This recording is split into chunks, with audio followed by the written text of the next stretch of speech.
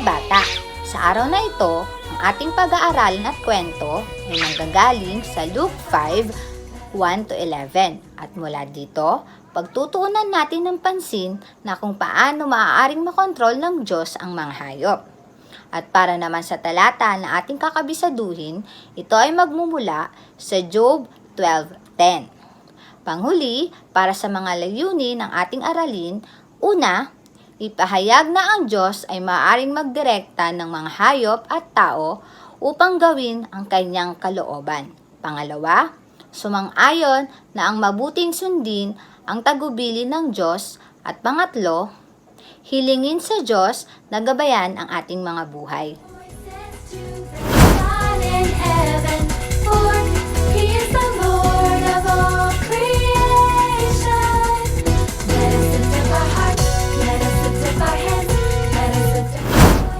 Hi mga bata!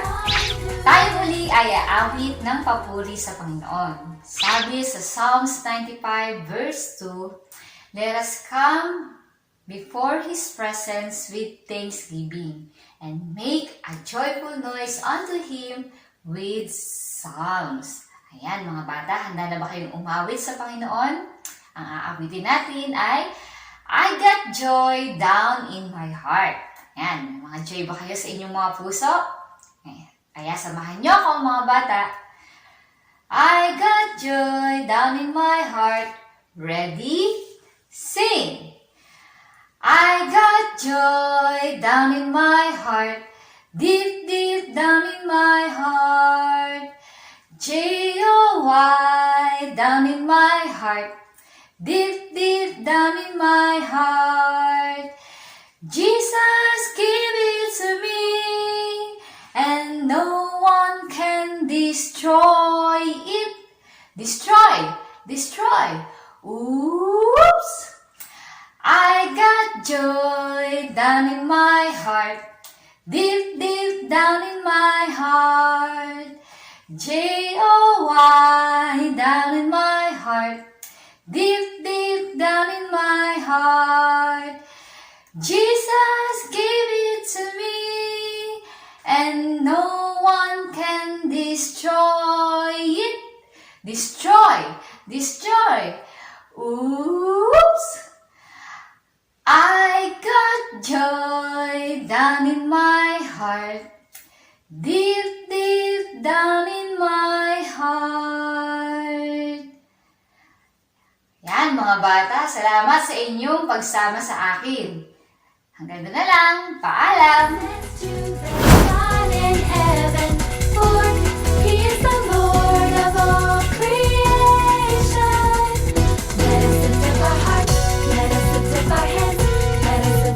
Magandang hapon sa inyo mga bata. Bago tayo dumako sa ating Bible story, tayo muna ay pumikit at yumuko para sa isang panalangin. Dakilang Diyos, marami pong salamat sa hapong ito. Pinupuri ka namin at pinapasalamatan ang Panginoon sa panibagong araw na ipinagkaloob niyo po sa amin. Muli Panginoon, salamat po sa panibagong pag-aaral na aming tatalakayin sa araw na ito. Humingi po kami ng inyong paggabay para sa mga bata na nakikinig sa mga sandaling ito, Panginoon. Dalangin ko po, O Diyos, na buksan niyo po ang kanilang puso't isipan sa pakikinig at nang sa gayon, Panginoon, marami po silang matutunan at maitanim sa kanilang mga puso. Dinadalangin ko rin po, Panginoon, ang teacher na maghahayag ng inyong salita. Tulungan niyo po siya, Panginoon, at nawa maging pagpapala po ang inyong mga salita na gagaling sa Biblia, Panginoon, sa pagtuturo po ng aming guro sa araw na ito. Salamat po, Panginoon, at Lord, kayo po ang mapupurihan at maitaas sa aming gagawin, Panginoon, sa buong programa sa hapong ito. Ito lang po ang aming dalangin sa matamis sa pangalan ni Jesus. Amen.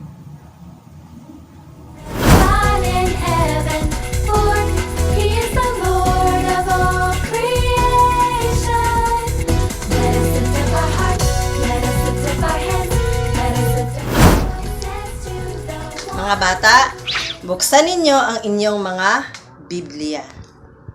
At ang ating kwento sa araw na ito ay matatagpuan sa Luke chapter 5 verse 1 hanggang 11. Isang araw, si Jesus ay nakatayo sa isang lawa ng Genesaret. At ang mga tao ay nagsisiksikan sa kanyang paligid para sila ay makapakinig ng salita ng Diyos.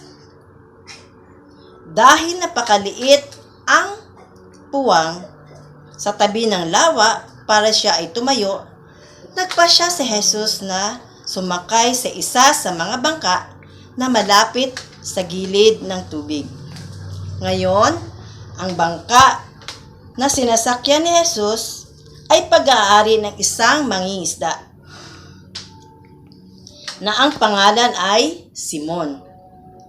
Kaya hiniling ni Jesus kay Simon na itulak ang bangka sa medyo malayo sa pangpang para makita niya ang mga tao na dumarating, para siya ay pakinggan at para na rin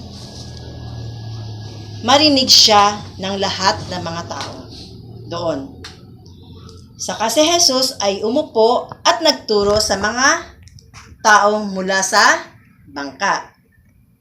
Nang siya ay matapos nagsalita sa mga tao, sinabi ni Jesus kay Simon, "Itulak mo pa ang bangka sa mas malalim na parte at ihagis ang iyong lambat sa malalim." Si Simon ay medyo nagtaka at sumagot, "Panginoon, kami ay nagtrabaho buong gabi at wala kaming nahuli na isda.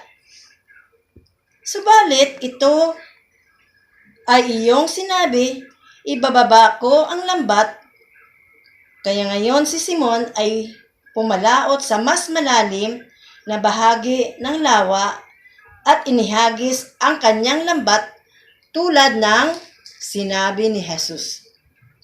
Kahit alam niya sa sarili niya na walang mga isda tulad sa nakaraang gabi. At biglaan ang lambat ni Simon ay nagsimulang gumalaw at pabigat ng pabigat. Sa sobrang bigat, ito ay nagsimulang mapunit. Kaya tinawag niya ang kanyang mga kaibigan na mayroon ding mga bangka na lumapit siya ay tulungan, hilahin at hakutin ang napakaraming isda. At napakaraming isda silang nahuli. At nang ilagay nila ang mga isda sa bangka, sila ay muntik nang lumubog. Nakita ni Simon, Peter, ang lahat na ito at siya ay namangha. Siya ay napaluhod sa paanan ni Jesus at sinabi, "Lumayo po kayo, Panginoon, sa akin. Ako ay makasalanan na tao." Kahit ang mga kaibigan ni Simon na sina James at John ay namangha sa mga isda na lumapit sa kanilang bangka. At sinabi ni Jesus kay Simon, "Huwag kang matakot. Mula ngayon ay ikaw ang manghuhuli na mga tao." Kaya si Simon, James at John ay kaagad-agad na dinala nila ang kanilang mga bangka sa baybayin. Iniwan nila lahat at sila ay sumunod kay Jesus. God in heaven, for He is the Lord of all creation.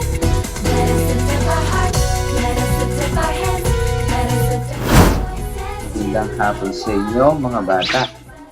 Tayo naman ngayon ay dadako sa relation to life. Wow! Hindi ba't kamangha-mangha mga bata? Bakit sa tingin nyo na ang mga isda ay biglang nagpakita malapit sa bangka ni Simon? At karamihan dito ay nagpunta sa kanyang lambat. Tama, dahil idinirekta ni Jesus ang mga ito na pumunta kay Simon kung kaya ay nandoon sa bangka ni Simon. Ano kaya ang iisipin nyo tungkol kay Jesus? Ano sa palagay nyo ang mangyayari kung hindi sumunod si Simon sa direksyon ni Jesus na mangisda uli? Tama kayo. Hindi niya masusumpungan ang dakilang himala at pagpapala kung siya ay hindi sumunod. Kaya mabuti na siya ay sumunod sa utos ni Jesus. Tama. Dahil sa pangyayaring ito, anong nangyari kay Simon at sa kanyang mga kaibigan na sina James at John? Tama, sila ay sumunod kay Jesus. Opo, napukaw ang kanilang mga puso na sumunod kay Jesus. Napagtanto nila na mas maigi na sundin ang utos ng Diyos kaysa sa kanilang mga gustong gawin. Tandaan, magdamag silang sinubukan na mangisda, pero hindi nila alam kung nasaan ang mga isda. Pero nung sinabi ni Jesus kung saan sila pwedeng magpunta at ano ang gagawin at sila ay sumunod, nandoon ang pagpapala ng mga napakaraming isda. Sa ibang pagkakataon, nang sila ay patuloy na sumunod kay Jesus, natutunan nilang mangisda para sa mga tao na ang ibig sabihin sila ay tumutulong sa tao na lumapit sa Panginoong Jesus Kristo at magligtas. Gusto mo rin ba itong gawin? To the God in heaven, for He is the Lord of all creation. Let us lift up our hearts, let us lift up our hands, let us lift up our voices to the one. Ikaw naman, sinusunod mo ba ang direksyon ng Diyos sa buhay mo? Alam mo ba kung saan mo mahahanap ang direksyon at tagubili ng Diyos? Mahanap mo ang lahat ng ito sa Biblia. Ang salita ng Diyos ay parang isang manual o libro ng pagtuturo kung paano tayo dapat mamuhay. At habang tayo ay natututo sa ating kwento, ang Diyos ay naluluwalhati pag tayo ay sumunod sa mga sinasabi niya sa atin sa pamamagitan ng Biblia.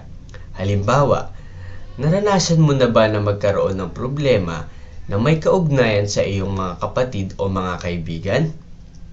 Sa Biblia, mababasa nyo sa aklat sa Proverbs at sa aklat ni John at doon matatagpuan nyo ang mga utos tulad ng mahalin ang isa't isa tulad ng pagmamahal ko sa inyo o ang isang kaibigan ay nagmamahal sa lahat ng oras at ang isang kapatid ay pinanganak para sa isang oras ng kahirapan. Pag kayo ay sumusunod sa mga utos o tagubilin ng mga ito, ano sa tingin nyo ang magiging resulta nito sa inyong buhay? Tama, ang pagsunod sa utos ng Diyos ay nagdadala ng pagpapala sa ating buhay. Hindi lang pagpapalang material, pero higit sa lahat, ang pinakamahalaga ay mas lalong makikilala si Jesus tulad ng ginawa ni Simon, James at John. Ang Diyos ay naluluwalhati at nasisihan pag tayong mga anak niya ay sumusunod sa Kanya at nararanasan ang kasiyahan. Nais mo ba siyang sundin mula ngayon? Kung ganun man, tayo ngayon ay manalangin. Yuko natin ang ating mga ulo at ipikit natin ang ating mga mata. Tayo manalangin. Panginoon, marami pong salamat muli sa mensahe na amin pong napakinggan. Dalangin po namin, Lord, ang mensahe pong ito ay may apply po namin sa amin pong mga buhay. Dalangin po namin, Lord, ang inyo pong pangunguna sa amin pong mga buhay. Kayo po ang humawak, kayo po ang maghahari, Panginoon. Dalangin po namin, Lord, ang inyo pong mga utos ay amin pong magawa at may apply sa aming pong mga personal na buhay, Panginoon. Dalangin po namin, Lord, makita ka po sa aming mga buhay katulad po ng ginawa nila Simon, James at John, Panginoon. Samahan niyo po kami, Panginoon, sa aming pong patuloy na gagawin. Kayo po ang siyang mauna. Ito po aming dalangin sa pangalan ni Jesus. Amen. God in heaven, for He is the Lord of all creation. Let us lift up our hearts, let us lift up our hands, let us lift up our... Mga bata, ang ating talata na kakabisaduhin sa araw na ito ay matatagpuan sa Job chapter 12 verse 10. At sinasabi dito, "In whose hand is the soul of every living thing and the breath of all mankind." Ayan mga bata, basahin natin ng malakas at sabay-sabay ng 3 beses. Handa? Basa. Job chapter 12 verse 10. "In whose hand is the soul of every living thing and the breath of all mankind." Isa pa ha? Job chapter 12 verse 10. "In whose hand is the soul of every living thing and the breath of all mankind." At sa panghuling pagbasa, Job chapter 12 verse 10. "In whose hand is the soul of every living thing and the breath of all mankind." Ngayon naman, wala na tayong mababasa o makikita sa ating screen. Handa na ba kayo? Alam ko kabisado nyo na to eh. Ngayon naman, sabay-sabay natin itong basahin ng malakas mga bata ha. Handa? Basa. Job chapter 12 verse 10. "In whose hand is the soul of every living thing and the breath of all mankind." Very good mga bata. Yun lang. Paalam! God in heaven, for He is the Lord of all creation. Let us lift up our hearts, let us lift up our hands, let us lift up our voices. Mga bata, nakikita niyo ba ang offering box na ito? Tanong ko lang mga bata, bakit nga ba tayo uli nagbibigay ng ating mga offering? Tama, ito ay nagagamit sa pagpapalawig ng mga gawain ng Diyos sa ating simbahan. Kaya naman isa ito sa importanteng kautusan mula sa Diyos. Tulad sa ating natutunan mula sa ating kwento, hinihikayat ko kayo na mag-offering bilang pagsunod sa kautusan ng Diyos. Habang inuhulog natin ang ating offering, kantahin natin ang "I'm giving because I love Jesus." I'm giving because I love Jesus. I'm giving because I love Him. I'm giving because I love Jesus. I'm giving because I love Him. Ngayon naman, tayo ay yumuko at pumikit para sa panalangin. Panginoon, maraming salamat po sa araw na ito na ipinagkaloob niyo po sa amin. Maraming salamat po, Panginoon, sa pagkakataon na kami po ay makapakinig muli ng inyong salita. Maraming salamat po, Panginoon, sa pagkakataon din po kami po ay makakapag-offering sa inyo. Dalangin po namin, kami pong offering ay makatulong sa pagpapalawig ng mga gawain po para sa inyo. Lahat po ito ay aming hinihiling at pinasasalamatan sa pangalan ni Jesus. Amen. God in heaven, for He is the Lord of all creation. Let us lift up our hearts, let us lift up our hands, let us lift up our voices. Mga bata, tayo magtatapos sa panalangin. Iyuko natin ang ating mga ulo at ipikit natin ang ating mga mata. Panginoon, maraming salamat po muli sa pagkakataon na ito na ibinigay mo sa amin na mapag-aralan at matutunan ang iyong salita. Maraming salamat din po sa wisdom and knowledge, Panginoon, na patuloy niyong binibigay sa amin. Dalangin ko nga po sa araw na ito, ang mga bata, Panginoon, na nakapakarinig at na pag-aralan ang lesson na ito ay patuloy niya po, Panginoon, isa po kay Panginoon sa kanilang araw-araw na ginagawa. Patuloy po kayo, Panginoon, na kumilos, Panginoon, sa mga batang ito at sumunod, Panginoon, sa inyong utos na ayon, Panginoon, sa iyong kalooban na katulad na lamang ni Peter. Panginoon, kami po'y patuloy nagpapasalamat sa araw-araw na magbibigay sa amin ng proteksyon at gabay, gayon din po sa mga blessings na aming natatanggap.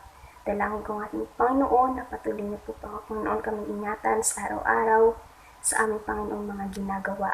Muli kami po ay nagpapasalamat at lahat ng ito'y aming hinihiling sa pangalan ni Jesus. Amen.